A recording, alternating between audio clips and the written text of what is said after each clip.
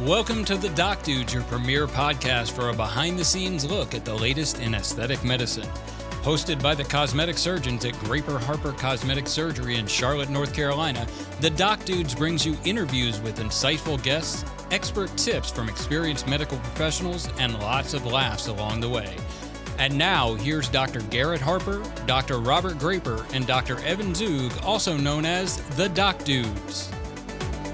All right, welcome to another edition of The Doc Dudes. I am Garrett Harper, along with Robert Graper and Evon Zoog. All right, awesome. So today is actually going to be kind of fun. It's a bit casual. The topic today is basically myth busting, right? The naked truth, plastic surgery myths exposed, because we get a ton of questions from patients about procedures, about the ins and outs of plastic surgery, and a lot of times it's just wildly wrong kind of assumptions that people are making. So we figured we each kind of make a little list and go through them. So I'm going to fire some of these off at my opponents here, and I'll take some on as well. But we're going to try and go through like all the different pages we have of all the myths that we have written down. And if we are missing something, then it's because you didn't go to either our website or social media and ask us questions about this kind of stuff. But fear not, if you listen to this podcast and your myth answer question is not answered, then do that. Like, reach out to us, and we'll be able to kind of address it at a future podcast. We'll have like a Mythbusters Part 2, something like that. All right. So I am going to start off with the first myth. I love this one because this happens all the time. I typically get a patient that comes in and has had a breast lift or a breast reduction before, and they say something about the doctor took my nipple off and put it back on. So Evon, Dr. Zoog, the myth is that the nipple during a lift or a reduction is taken off and sewn back on. What is the reality to that? Reality is we don't like to do that. Sometimes we have to, if we have to move that nipple a very long distance. How many times have you done that in your career? Since I've been here, I have not done it. Okay. In residency, I did it maybe 2 or 3 times. Okay. Out of like thousands, right? Correct. Dr. Graper, how many times have you done a free nipple graft on a patient? Oh. I mean, you've been around a lot longer. 10 or 20. Okay. I've probably done, similar, somewhere around 10 of the thousands of procedures. So not often, but I mean, if somebody has ginormous breasts, because when we're operating for a lift or a reduction, we keep that nipple attached, right? What's the number you use? For what? How far you're going to move the nipple before you'd say keeping its blood supply is not likely, so you're going to do a free nipple graft? That's a good question. I mean, do you have a number? I don't really have a number. I tell patients 1% chance of necrosis of the nipple overall in any breast reduction. Yeah. And if that distance is too long where I have to move that nipple or the breasts are too large, then I'm going to recommend doing a free nipple graft. Yeah, typically. I've actually got one coming up here in a couple weeks. I'm 20 centimeters. You will not move it more than 20 centimeters. And I probably said it wrong. If the distance between the nipple and the fold, where in the way I do it, it's getting its blood supply from there. If it's more than 20 centimeters, then the blood supply is not reliable. I could see that. And why that's important is because if you say it's reliable and it's not, and the nipple dies, then you can't use it as free nipple graft, right? Because it's already died, right? So you don't take the chance and you just assume it's not reliable and take the nipple off. And the only problem with a free nipple graft is it doesn't have any of the projection like it used to, right? And it's definitely not going to have any sensation, right? So other than that, it works fine as a placeholder. Yeah, I also just feel like if you've got to move it a huge distance, you got to keep your pedicle so big that it's hard to reduce these patients down to maybe as small as they would like to go. But it is very rare if you come in and just say, like, I had a lift, I had a mastopexy augmentation, an implant and a lift at one point. The doctor took my nipple off because I got scars that go around my nipple. That is a huge myth. So fear not. That is not what's happened. All right, second one, Dr. Graper. Sir. You're doing my tummy tuck. Are you going to make me a new belly button? Well, number one, I'm just going to do lipo on you. I'm not going to do a tummy tuck. Well, I probably don't need a because tummy you tuck, are trim, mean, lean, fighting machine. No, we're not going to make you a new belly button.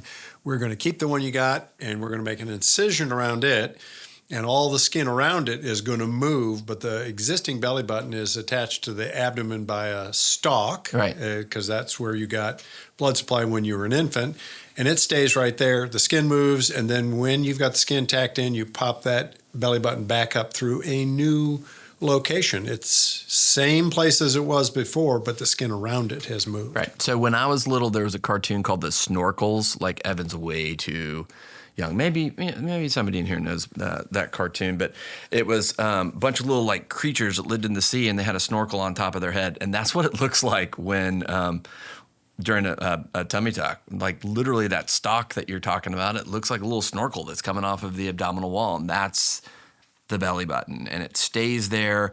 The same belly button that you've had your whole life, you keep.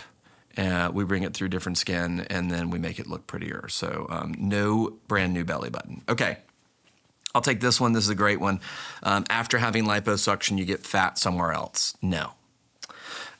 What I tell people is think of fat as storage centers all over your body, and think of them as storage garages. Warehouses that can get bigger and smaller, right? So let's say you've got 100 fat cell garages that are all over your body, however they're distributed. Well, if you've got 100 Volkswagen Beetles, you're probably looking pretty good. But if you've got 100, Mack trucks, right, or dump trucks, whichever way you want to look at it, and those garages can get bigger, well, then that's not going to be very good. So now imagine that through liposuction, we remove half of your storage centers, right? If you're still parking VW Beetles in the 50 leftover storage garages that you have, you're okay. But if you then bring 100 dump trucks back over and they're going to double up in these garages, then those areas will preferentially grow. So long as your weight is maintained, you are not going to see this. Fat doesn't grow. Matter can't be created nor destroyed. So you do not get fat somewhere else because of the liposuction. You can get fatter in those areas than you otherwise would have if we didn't take away some of your storage centers, but only if you gain a bunch of weight afterwards. Because those Beetles or those dump trucks have to go somewhere. That's if right. You're putting on weight because you're eating too much. That's right. But as long as you don't eat anything, as long as you don't gain weight, then nothing changes other than the lipo results. Right. All right, Evan, I can't wait for you to do my breast surgery because I never, ever want to wear a bra again. Yeah, it makes me cringe when patients tell me that. Why you don't is have that? to wear a bra after breast surgery, but It's good for business. Yeah. exactly. They'll be back in 5 or 10 years and want another lift. Right. But I recommend all my patients to wear a bra at all times, especially when they're exercising. Sure. What about... It's incredibly important the first 8 weeks as things are healing up. Sure. And then what about at nighttime, where people always ask me about sleeping in a bra at nighttime? I don't find it as important. Yeah, they're anti-gravity. You're not standing up. Right? That's right. So do not, you're right. Maybe it's job security. Maybe we should tell people, don't wear Have bras. fun. Yeah. Yeah, now if you're a B cup, it probably doesn't matter. Yeah. But C and above probably does matter. Okay. This is a topic where I think all three of us can kind of chime in on. And it's when somebody comes to us and says, my breast implants are making me sick. So breast implant illness. I get patients that ask me who either don't have implants and they're worried about it, they've read about it, or I've got patients who come in and say, I've had my breast implants for 20-something years and I don't know, I don't feel right and don't feel like it's myself, and we've tried everything else, we've checked everything else and just can't find anything. So the statement, breast implants make you sick. Dr. Graper, how do you feel about that statement? Well, I think there are enough things about medicine that I don't understand for me to outlaw it or disregard it entirely. and you'll hear anecdotal reports of somebody that says, I took my implants out and I feel much better. Right. But I think there's the placebo effect. Sure. And I think there are far more patients who take their implants out and continue to have the exact same problems. Right. So I would say if you like your breasts and you have implants, it's unlikely they're making you sick. Very unlikely. But if you just can't get over it and they're scaring you, then take them out, and whether it helps or not. Sure. Evan, your thoughts? Yeah. I mean, when I talk to patients about this, about breast implant illness specifically, I think that as an entity, and we were talking about this earlier, there's some people who may have some autoimmune type symptoms from implants. Sure. I'm not going to discredit that because I don't know everything. Right. We learn things every day in medicine. But when I talk to patients about this, breast implants are the most implanted medical device in patients in the country. Yeah. And any medical device, any IV, anything that we use in medicine, essentially, has silicone on it. Yeah. So it just doesn't make sense to me. But I'm not going to discredit someone who feels that they need to have their implants out, and I'm happy to do that. I typically tell patients, I feel like everybody lives on this huge inflammatory spectrum, right? And some people have no allergies, have no autoimmune issues, and just very low. I mean, you can measure things like C-reactive peptides and proteins and things like that to see what somebody's inflammation is like. Those are tangible things that we can look at labs and tell you where you are on this inflammation kind of spectrum. There's no test for breast implant illness. You're right. It's one of these things where do patients feel better after their breast implants are removed? Maybe. Is that anecdotal? Is it placebo effect? Is it a one-off? I mean, what's causing that? What we do know is that there's no statistically significant relationship between breast implants and any illness, right? No illness. It doesn't cause breast cancer. It's when people look between saline devices and gel devices, the body is seeing the outer silicone shell of both devices. So it's not as if there's something that they're dealing with differently if they've got silicone gel devices versus saline devices. Their body's not going to see any different. Now, I have personally twice in my career pulled out saline implants that had crazy mold in them. Have you ever done that? Not just maybe one time. Yeah. Evan, you ever seen that? I haven't. Rare, right? What I typically joke aside is I'm like, so long as you're not getting saline breast hogs in a hotel in Tijuana, you're probably not going to get this. But, we don't really even use saline implants anymore. So it's not an issue for our patients. But I have seen that twice, was shocked by looking at it. But then again, that mold is confined to inside the device. So again, breast implant illness, constellation of symptoms that you can get from maybe your inflammatory response to them certainly is something that we don't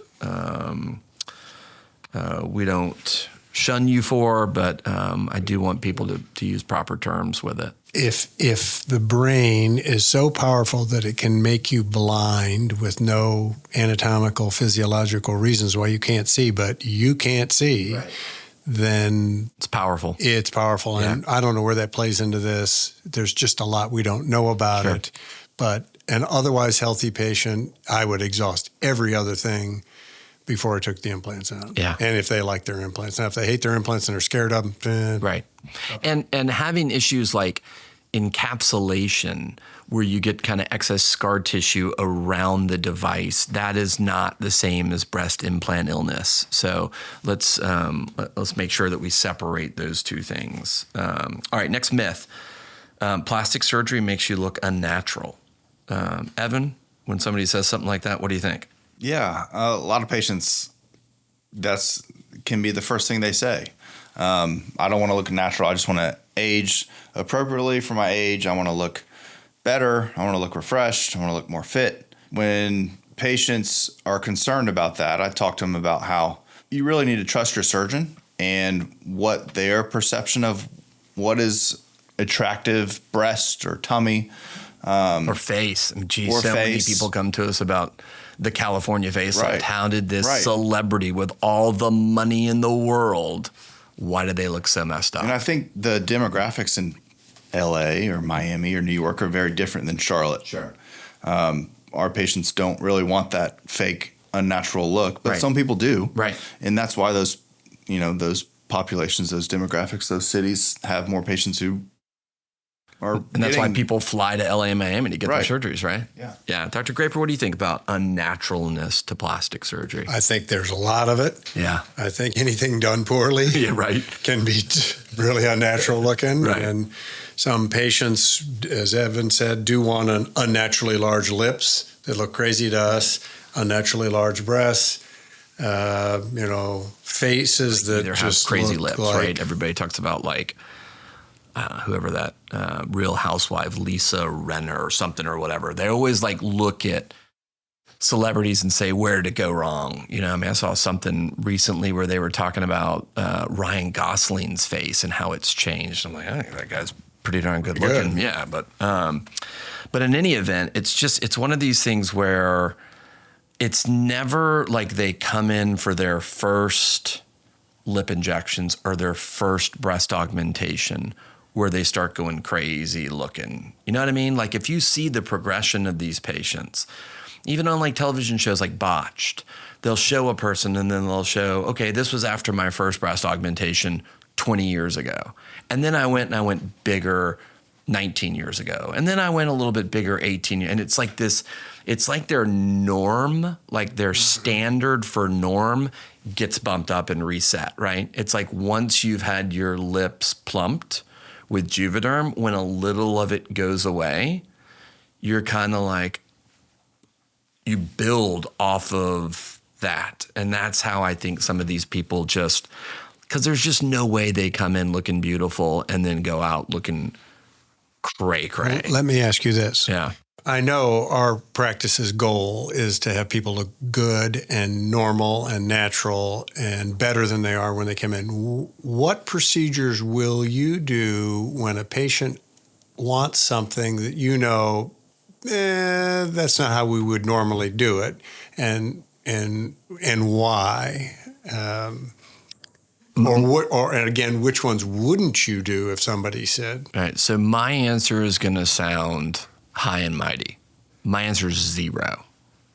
We know what you want. I will not do anything that I think is going to look dumb just because the patient wants it. And I tell patients all the time but we're not the breast police. We're not the breast police, but it doesn't mean that we have to agree to do it. And so what I mean when I say I'm not the breast police, which people laugh at when I say that, I'm like, I am going to stick within these implants, and you can get very different looks from these implants, slightly different base widths, but different profiles and those types of things. You can choose between this. But if somebody T90 comes in and says, I want 800 cc implants and they're going to look absolutely crazy, we're all to the point in our career now where we just can say, I'm not your guy. I'm plenty busy, with surgeries. I don't want my name attached to it. I don't want the problems that I know are going to happen. If somebody came to you and said, I want really slanted cat eyes because I identify as a cat person or something like that, how do you feel about that? My answer in general is if it's easily reversible, then I'm not the eye police or the breast police or, what they think is beautiful. And I usually say, don't tell them anybody who did this. And if it's easily reversible, then I'll do it. But if it's not easily reversible, then I'm just going to say no. And my example to that would be a rhinoplasty when somebody wants a very concave nose. Sure. Fixing that is difficult. Yeah. And if they want really large breasts, which a number of patients have over the years, you tell them, okay, at some point you're going to have problems and probably fairly soon. And then you're not only going to have to have more surgery, you may have to have multiple surgeries doing different implants, which all have a cost, and lifts, which have scars. And as long as you understand that, I'm not happy about it, but if we don't do it, somebody down the street will do it. Yep. I tell them that there's 20 plastic surgeons within a 10-mile radius that'll probably do it. But I really feel like we've done a great job here in particular about building a reputation off of beautiful results that aren't overdone. And it's also, we just don't get that clientele. Evan's right. It's like, it is so rare to have somebody come in with those types of wishes. You know what I mean? So you're right. They must know that we're conservative. It's a good thing. Right. All right. Next question. Plastic surgery results last forever, Evan. Yeah, so they can last a long time. But as we age, we continue to age. You can bring back the clock about 10 years, but it's not uncommon to have another, if your breasts need a little bit of a lift and another implant as you get older. Or you have some extra skin after a tummy tuck. Those are all very, very common revisions or touch-ups that we do.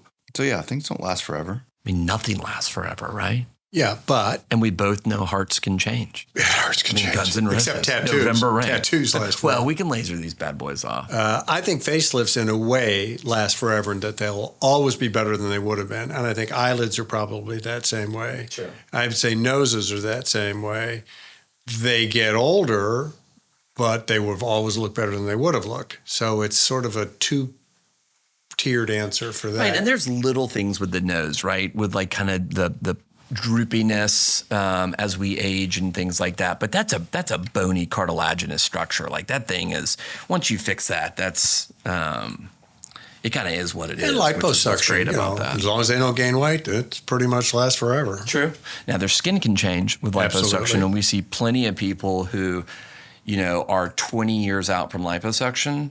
And there's no way, I don't care how bad the plastic surgeon was, they thought it was a good result when they did the liposuction, because now the patient just looks like a hailstorm's been thrown against their abdomen. But a lot of times that's because their skin's changed. They probably did look great 20 years ago, and that's why you have to be uber conservative. Another reason why we don't over liposuction somebody is because it may look great on the table. It may look great for 6 months. It may look great for 6 years, but I promise, when scar tissue is a component of your liposuction case, like with abdominal etching and things like that, I strongly feel that people are not going to be happy in 10, 15, I would think with 20 that. years. Alvin, what do you think?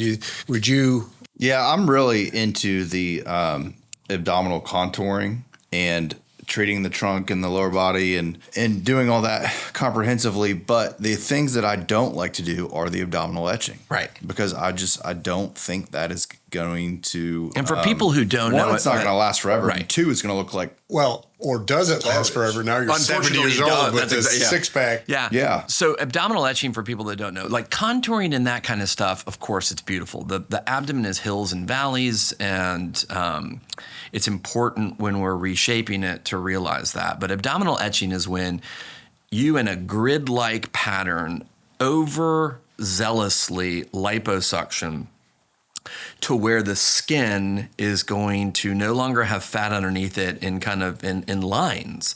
And then it sticks back down, scars back down to the muscles, and gives you the look like you had a six-pack. Waffle iron. I mean, awful, right? And like, I feel like there's some celebrities, and I don't want to mention them because I'm sure people, there's no way any celebrities listening to this, but I would hate for them to be like I outed them or anything.